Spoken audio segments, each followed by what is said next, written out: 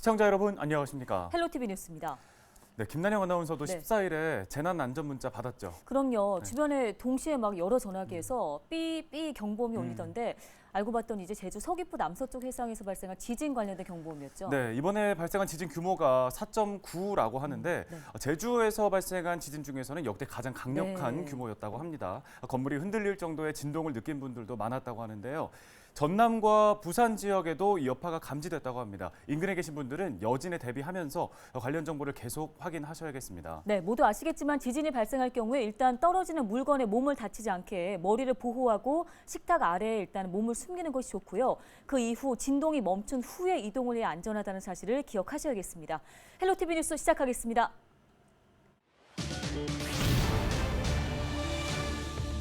경기도의 코로나19 신규 확진자가 2,299명 발생해 코로나19 사태 이후 가장 많은 하루 확진자를 기록하며 확산세가 계속되고 있습니다. 지난해 경기교통공사를 유치한 양주시가 7호선 연장 등 굵직한 교통망 사업이 진행되면서 경기 북부의 교통 중심 도시로 도약하고 있습니다.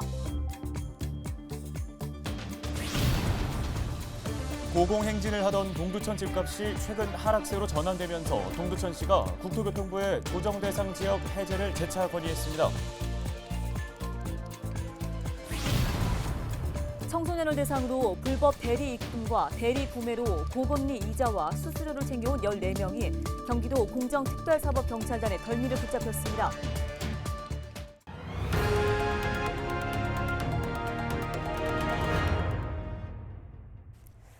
첫 소식입니다. 경기도의 코로나19 신규 확진자가 2,299명 발생해 코로나19 사태 이후에 가장 많은 하루 확진자를 기록했습니다. 시군별로는 고양시가 196명으로 가장 많고 의정부 133명, 양주 39명, 포천 26명, 동두천 9명, 연천 3명 등입니다. 도내 치료병상 가동률은 78.9%로 전날과 비슷한 수치를 보였으며 중증 환자 병상 가동률은 82.2%로 나흘째 80%대의 가동률을 유지하고 있습니다. 재택치료 중인 확진자는 197명이 추가돼 8,254명으로 늘어났습니다. 경기도 내 60세 이상 백신 3차 접종률이 40%를 넘어선 것으로 나타났습니다. 경기도가 발표한 자료를 보면 14일까지 60세 이상 3차 접종을 완료한 도민은 115만 6천여 명으로 집계됐습니다. 이는 도내 대상자 264만 4천여 명의 43.7%에 해당하는데요. 도는 다음 주까지 60세 이상 도민의 60%가 3차 접종을 완료할 것으로 예상했습니다. 60세 이상 도민은 사전 예약 없이 의료기관을 방문해 3차 접종이 가능합니다. 다음 소식입니다. 지난해 경기교통공사를 유치한 양주시가 7호선 연장 등 굵직한 교통망 사업이 진행되면서 경기 북부의 교통 중심 도시로 도약하고 있습니다. 그동안 교통인프라 부족으로 발전이 더뎌온 양주시는 SOC 사업이 속도를 내면서 지역 발전에 대한 기대감을 높이고 있습니다. 김호 기자입니다. 양주시의 교통망 개선은 철도와 도로 등 전방위적으로 진행되고 있습니다.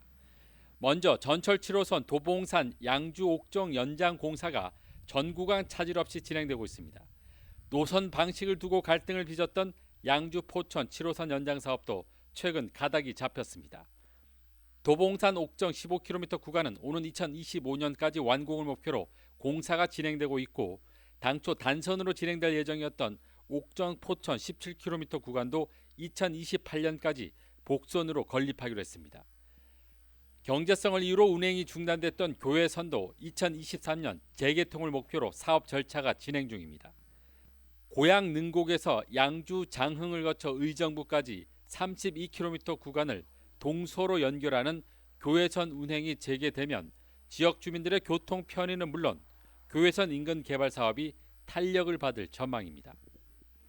7호선이 도봉산에서 옥정까지 전 구간 15km 공사가 2025년도 완공 목표로 진행 중에 있습니다. 네. 또 이어서 옥정 중심을 지나서 포천까지 또 연장이 됩니다.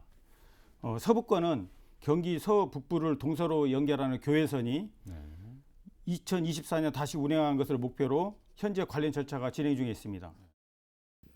GTX-C 노선은 양주시의 발전을 더욱 앞당길 전망입니다. 양주 덕정역에서 강남을 거쳐 수원까지 74.2km를 연결하는 GTX-C 노선은 4조 3천억 원이 투입되는 대규모 국책 사업으로 2027년 개통 예정입니다. 공사가 완공되면 강남까지 27분 만에 도착할 수 있어 수도권 인구 유입에 대한 기대감을 높이고 있습니다. GTX 신호선은 덕정에서 강남까지 20분이면 갈 수 있는 이른바 교통혁명이라고 할 수가 있겠습니다. 네. 즉 양주에서 강남까지 20분에 도착할 수 있다는 것은 일일 생활권 확대를 통해서 전국적으로 비즈니스가 가능하다는 이야기가 될 것입니다.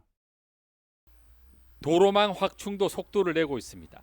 오랜 수건 사업이었던 국지도 39호선 장흥 광적 구간이 2025년 개통을 목표로 공사가 순조롭게 진행되고 있습니다.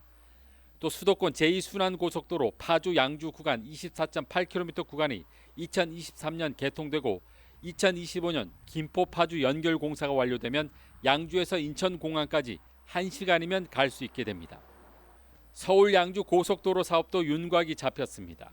서울 양주 고속도로는 양주 은현면에서 의정부 장암동 21.6km를 연결하는 사업으로 2025년 예정대로 공사가 진행되면 2030년 개통돼 수도권과의 접근성 개선이 기대됩니다.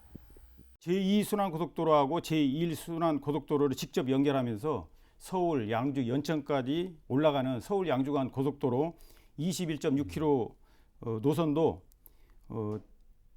계속 저희가 추진을 하고 있습니다. 또한 양주 동서를 이어주는 도로까지 촘촘하게 계획하고 추진을 하면 양주의 발전, 동서 간의 균형 발전이 이루어질 것입니다.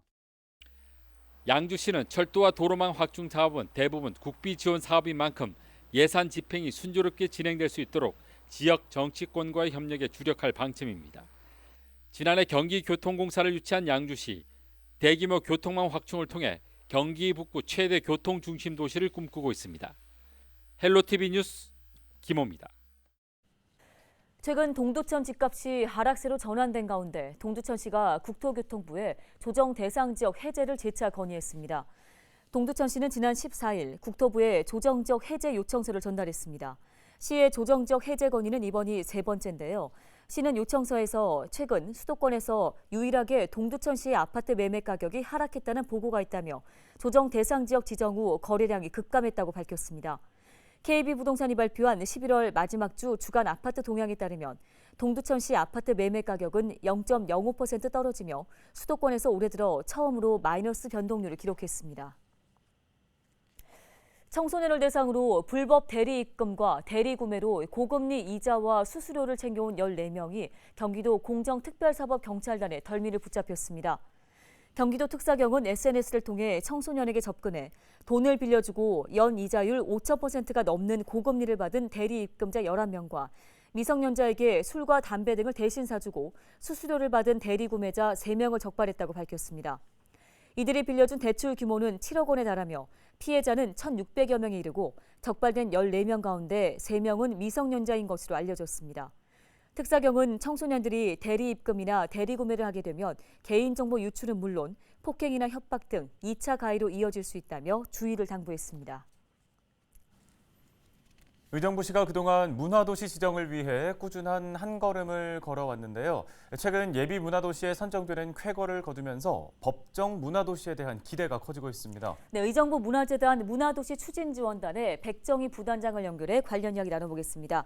자, 먼저 의정부시가 문화체육관광부 지정 제4차 예비 문화도시로 선정됐는데요. 자, 이번 결과의 배경을 어떻게 분석하고 계십니까? 의정부 문화도시는 100만 원 실험실 같은 시민 참여 사업들과 의견 수렴을 위한 소모임 지원, 기획문화 거점 등 다양한 사업들을 시민들과 함께 추진하면서 시민을 기억하는 도시, 미래를 준비하는 시민으로 비전을 세웠고 시민이 만들어가는 머물고 싶은 도시가 되기 위해 문화도시 조성 계획을 수립했습니다. 저희 도시는 시민들의 적극적인 관심과 참여 등 시민 영역의 분위기가 좋았다는 평이 있었는데요. 이런 시민들의 노력과 열정으로 저희 도시가 선정될 수 있었던 것 같습니다. 네, 이번에 예비 문화도시 사업을 성공적으로 이행을 해야 법정 문화도시로 지정될 수 있지 않겠습니까? 1년간 어떤 계획 갖고 계신가요? 내년 예비문화도시 1년 과정에서는 제일 먼저 그동안 문화도시를 준비하면서 추진해온 사업들을 다시 한번 점검하는 과정을 통해 다양한 시민들의 의견을 사업에 담을 수 있도록 계획을 세우려고 합니다. 저희 예비도시 사업에는 시민의 아이디어로 도시를 변화시킬 문화 실험실 사업과 도시와 마을의 이슈와 문제를 스스로 해결하고 발견하고 해결해 나갈 누구나 공론장, 그리고 시민들의 활동을 연결할 권역별 문화 캠프, 그리고 지역의 문화 활동과 양성 사업들로 크게 나눠져 진행될 예정인데요. 내년 초에 시민들을 모시고 저희 문화도시 사업을 소개하는 자리를 마련할 예정이니 그때 많은 참여를 부탁드립니다. 또한 문화도시를 효율적으로 추진하기 위한 거버넌스인 문화도시 추진위원회의 출범도 준비하고 있습니다. 예, 여러 계획들을 갖고 계신데요. 자, 법정 문화도시로 지정되게 되면 어떤 이점들이 있는지 궁금한데요. 무엇이 있나요? 가시적 성과는 5년간 200억의 국도비를 지원받는 것일 텐데요. 그것보다 법정 문화도시는 모든 도시는 특별하다는 기본 컨셉으로 우리 의정부시만의 문화를 시민들이 주체가 되어 만들어가는 것입니다. 시민 주도의 문화 활동을 통해 시민들이 살고 싶고 머물고 싶은 도시가 될 수 있는 기반을 법정 문화도시 5년간 만들어간다면 우리 도시가 문화로 지속 가능한 발전과 변화를 만들어낼 수 있을 것이라 생각됩니다. 네, 이제 시민들의 참여와 관심이 다시 한번 중요해졌습니다. 시민분들께 당부의 말씀 부탁드립니다. 지난 3년 동안 저희에게 때로는 따스한 격려로 때로는 따끔한 조언으로 함께해 주신 시민 여러분 덕분에 저희 예비 문화도시가 선정되었습니다. 문화도시는 결코 저희가 만드는 것이 아니라 시민들이 중심이 되어 시민들이 원하는 문화로 도시를 변화시켜가는 것입니다. 앞으로 저희도 중간 조직으로 역할을 다할 테니 지금처럼 지속적인 관심과 참여를 부탁드리겠습니다. 네, 관련 도움 말씀 고맙습니다. 지금까지 의정부 문화재단 문화도시 추진지원단 백정희 부단장이었습니다.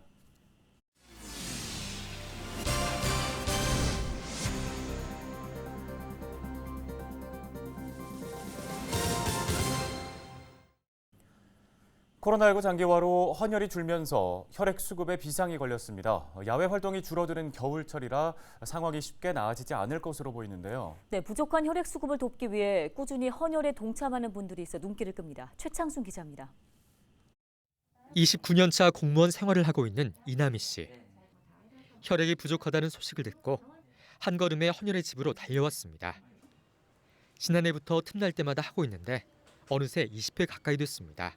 요즘 코로나로 인해서 혈액 수급이 많이 부족해서 어려움을 겪고 있다고 뉴스나 언론 보도에 들어서 수혈이 필요한 분들에게 어떤 생명을 살리는 소중한 기회라고 생각합니다. 올해 임용된 새내기 공무원 정용성 씨도 꾸준한 헌혈 나눔을 실천하고 있습니다. 코로나 때문에 헌혈 수급이 어렵다는 소식을 들은 후부턴 2달에 한 번씩 꼬박꼬박 하려고 노력 중입니다. 저한테는 1시간도 안 걸리는 것 같아요. 한 30분 정도 걸리는데 그렇게 해서 뿌듯함을 느낄 수 있어서 좋은 것 같아요. 30번 채우고 50번까지도 목표로 삼아보고 싶어요. 이런 노력에도 불구하고 혈액 수급엔 경고등이 켜진 상황. 코로나 사태 전보다 단체 헌혈이 해마다 10,000명씩 감소하고 있기 때문입니다. 혈액 보유량도 5일치가 넘어야 안정적인데 현재 기준치를 밑돌고 있습니다. 동절기가 되고 이래서 또 코로나가 지금 더 창궐하고 있기 때문에 많이 걱정하시고 그에 비해서 병원에서는 혈액량은 더 많이 필요량은 더 증가하고 있거든요. 그래서 안심하시고 헌혈을 하러 와주시면 정말 감사할 것 같습니다. 경기 지역 기준 안정적인 혈액 확보를 위해선 하루 500명 이상이 헌혈해야 하기 때문에 적극적인 헌혈 동참이 필요한 때입니다. 경기추TV 최창순입니다. 김현미 전 국토교통부 장관의 농지법 위반 의혹을 수사해온 경찰이 혐의 없음 결정을 내렸습니다. 경기 북부경찰청은 농지법과 부동산 실명법 위반 혐의 등으로 고발된 김 전 장관과 남편에 대해 불송치 결정을 내렸다고 밝혔습니다.